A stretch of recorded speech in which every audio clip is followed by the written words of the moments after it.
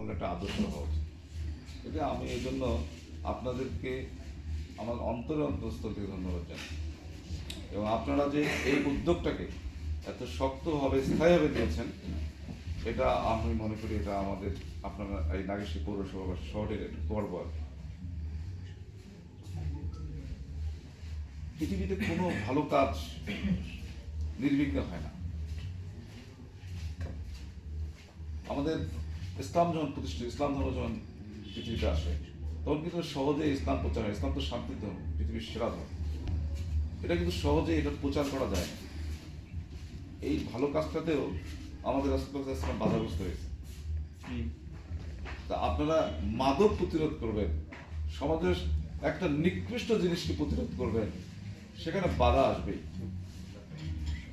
আমি মনে করি যে আজকে যে চাঁদা নিয়ে আলোচনা হচ্ছে, এটা আলোচনার কোনো বিষয়বস্তু নেই।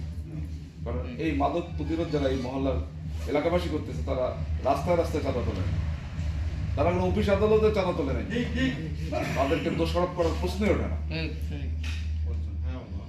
এটা যারা বলছে তারা কোনো না কোনোভাবে মাদকের সংশ্লিষ্ট আছে। আমার দৃঢ় অনুমান তারা এই তাদের প্রচ্ছন্ন মদতে এই মাদক ব্যবসা এখানে।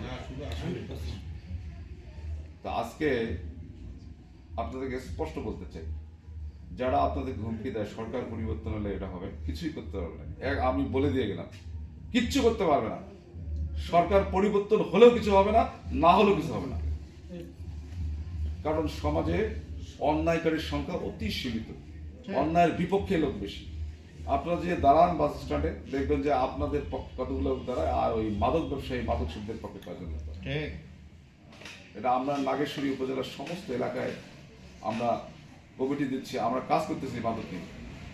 এবং আমাদের বর্তমান যিনি থানার ওসি আছে, এনার প্রথম কন্ডিশন হচ্ছে, আমরা যেদিন দেখা করতে গেছিলাম আমাদের আহ্বায়ক সহ, প্রথম কন্ডিশন হচ্ছে আপনারা মাদকের কোনো সুপারিশ করবেন না।